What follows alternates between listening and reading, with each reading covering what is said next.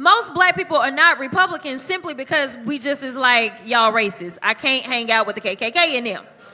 That's really what it is. But when we think about who we are as black people and we think about where we come from, most black people have very conservative values, right? But the reality is that, like, we just can't side with, like, the neo-Nazis in them. Boy. So we got to talk about Ghetto. Fabulous Democrat Congresswoman Jasmine Crockett, who is currently in full-blown panic mode because she got drawn out of her district, okay? Her home has been drawn out of her district in the new Texas maps, and now she's taking to the news to express the fact that she doesn't even know if she's going to run for re-election in her current district, okay, or whether or not she's going to run in another district. And this is a big deal because if she chooses to run in another district, then that's going to change the dynamics of the electorate, okay? Remember, Jasmine Crockett is far left. She's a progressive. If she ends up in a district that's not as progressive, then she can lose in a primary or she can lose in the general election. And at this point, somebody is the odd man out, right? And we're going to talk about this because that's how this is shaking out when it comes to the breakdown of these new maps out of Texas. So without further ado, I want to go ahead and get into this. Welcome back. Democratic Congresswoman Jasmine Crockett telling CBS News Texas today that she is considering running in a different district than the one she's currently serving. That comes, of course, as Texas Republicans are doing the big push here through congressional map changes. ION Politics reporter Jack Fink found out why during an interview you had this afternoon with the Congresswoman. Live from Dallas, give us an update on what that conversation was about today. Well, Doug, Congresswoman Jasmine Crockett accuses Republicans of intentionally drawing her home out of her district, District 30, under these newly proposed congressional maps. And as a result, she says she's now considering running in the newly drawn 33rd congressional district, where her home will be if these new maps are approved by Texas Republicans. I'm debating about whether or not I will run where they put me, which is where I live. Yeah. In 33. In 33.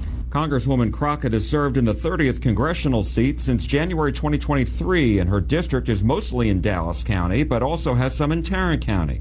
While the boundaries of her district would change, it's still considered a Democratic majority seat and will have a majority of African Americans. Here's where it gets tricky. The current 33rd congressional district is served by Democrat Mark Vesey and is in both Tarrant and Dallas counties. Under the proposed new map of the 33rd district, it would only be in Dallas County and include Congresswoman Crockett's home. Yeah, so as you guys can see here, okay, in this new map, the current person in this 33rd district, the current Democrat here, basically he would have no constituents. So he will essentially be running in a whole new district, right? There's basically no overlap. They've essentially moved that district out of Tarrant County for the most part, and it is essentially in Dallas County. Now, the problem with this is that Jasmine Crockett, she now lives in this dude's district, right? She now lives in District 33, and he doesn't, right? He lives all the way in Tarrant County, which basically is not a part of this district at all. However, Jasmine Crockett's current district, District 30, is a part of his district, right? It is closer, okay, to where he lives, and Jasmine Crockett is going to have to decide whether or not she wants to essentially stay in her safe seat, because even in the seat that she's in right now, District 30, even though she technically doesn't live there anymore, she can still run and still be the representative for that district. The problem is that if she does that, then she's leaving her colleague out to dry, because then he's going to have to figure out if he wants to run and to keep his seat in District 33, where he doesn't live near there at all. Like, that's a whole new ball game, okay? And Jasmine Crockett does live in that district, District 33.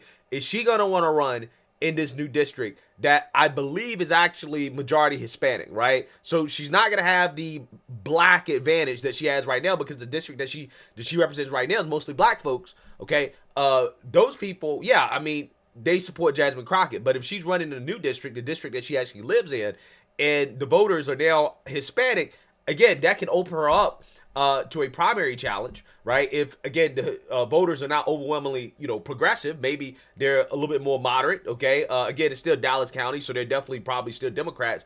But at the same time, if Jasmine Crockett is too far left, if those voters don't appreciate her her ghetto ways, right, her ghetto style, then she can face some problems at the primary level, maybe even at the general election level. Regardless, it's still probably a pretty safe Democrat district.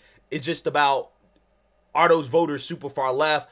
Are they going to tolerate somebody like Jasmine Crockett? So again, yeah, this is a very, very, very bad situation for Democrats. Now you guys can see why they were kicking and screaming and crying about this, because it caused a lot of chaos and confusion for people who are currently in office right now. VC lives in Tarrant County, and he would not live in this district if it's approved. This will become a Hispanic majority district and will remain a majority for Democrats as well. And while Democratic Congresswoman Julie Johnson serves in the current 32nd congressional district, which includes Dallas County, under the newly drawn 32nd congressional district, she would also not live there, and also it would become a Republican majority district because it will stretch out to East Texas.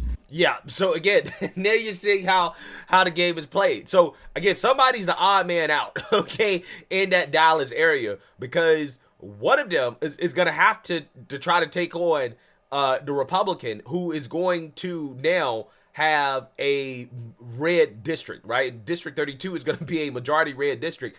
Somebody's going to have to take them on, right? Somebody's going to have to take on that task.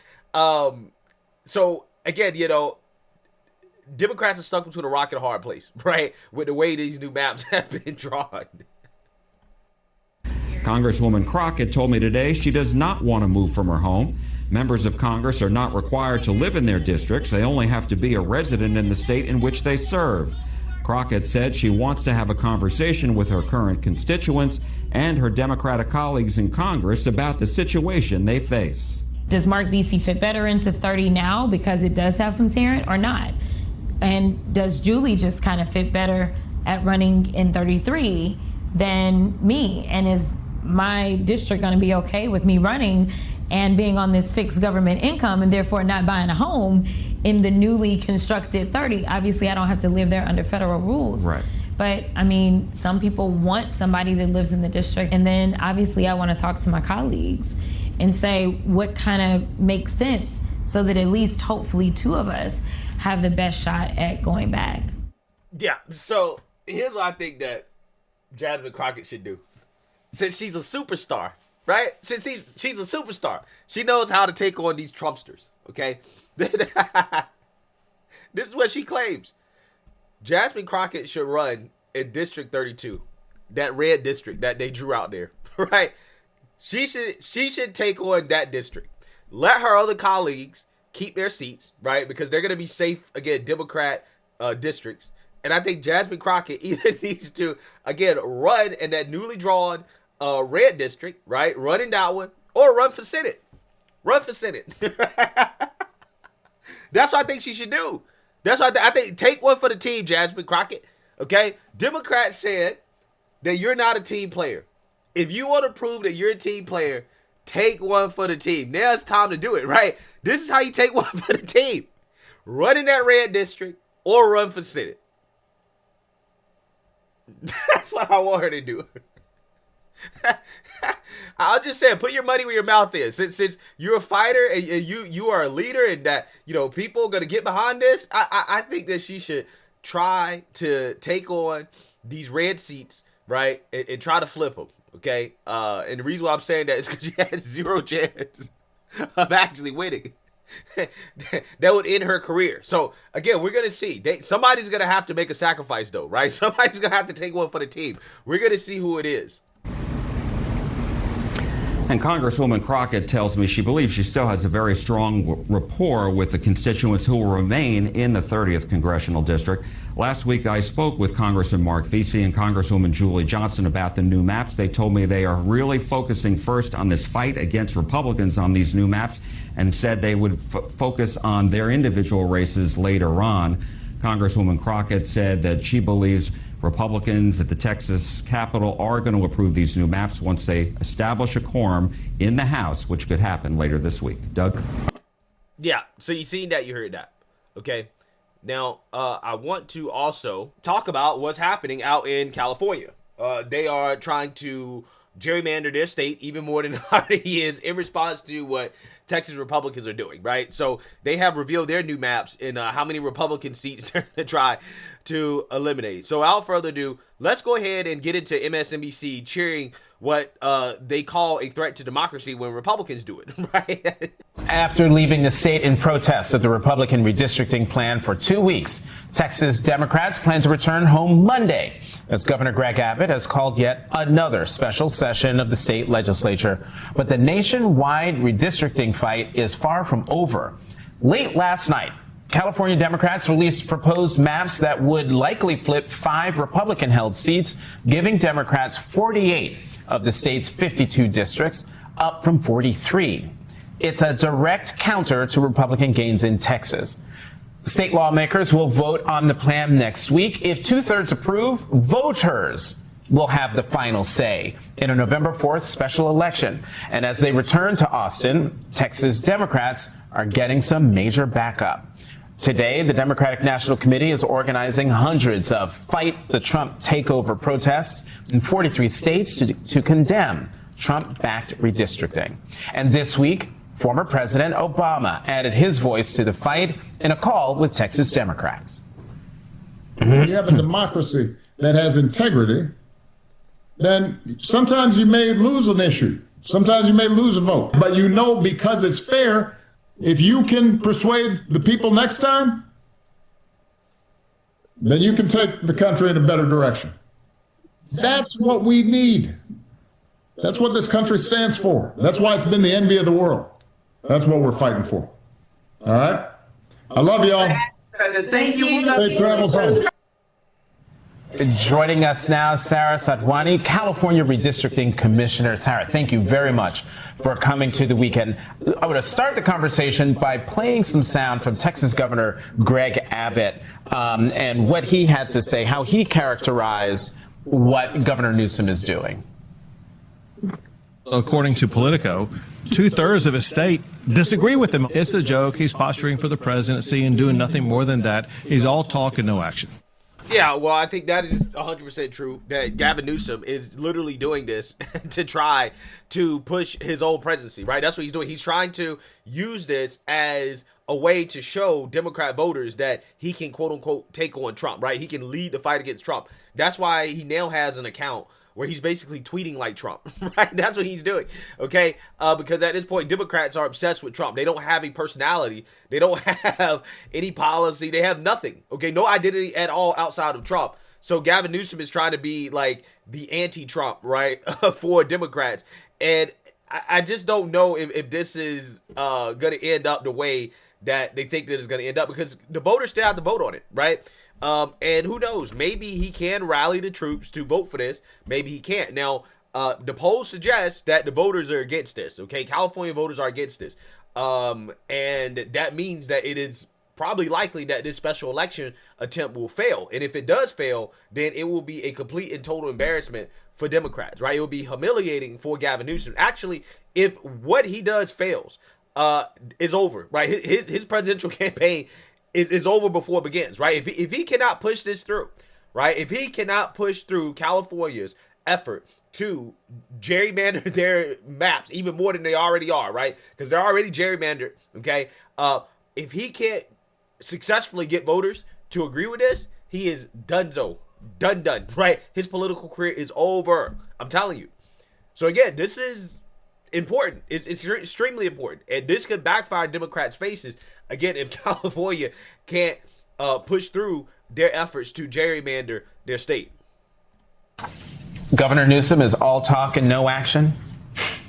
Well, certainly there's action happening here in California. They are moving forward with a ballot proposition to subvert the maps I helped to draw. Maps that are fair, maps that are competitive. Those are things that should be a good thing in a democracy. But unfortunately, that's not the game that's being played at the national level.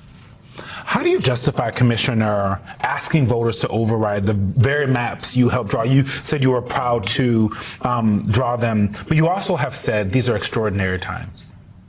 these are extraordinary times, and extraordinary times call for extraordinary measures. I couldn't be more proud of the maps that we currently have on the books here in California. Our Citizens Redistricting Commission, and I should note, was actually put in place in California by a Republican administration. Governor Arnold Schwarzenegger.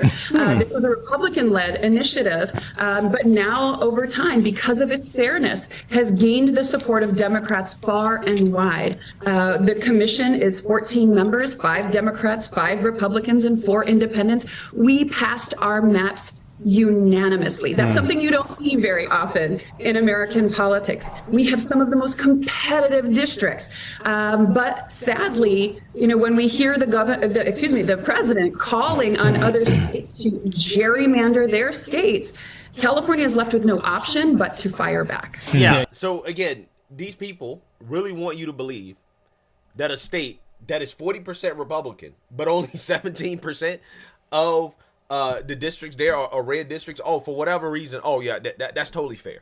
Right? Totally fair. There's no funny business going on. Completely independent, right? Nonpartisan, non-biased, non-political. Come on.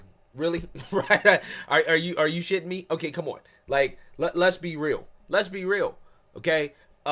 California has already gerrymandered their state. It's one of the most gerrymandered states in the country. And they're doing it even more, right? They're trying to juice everything they can out of it because they're upset that Republicans are leveling the playing field. Okay, like I told you guys yesterday, what pisses off Democrats more than anything is a level playing field. They do not want to compete on an even playing field. They always want to be able to compete with a built-in advantage. Okay, they have no problems cheating. Okay, and they will point the finger at anybody else, and they'll boo-hoo, whine, and cry if they think that you're cheating, because that's what they're doing. It is an omission, right? Every accusation is a mission from Democrats, and what you have right here are Democrats basically mask off.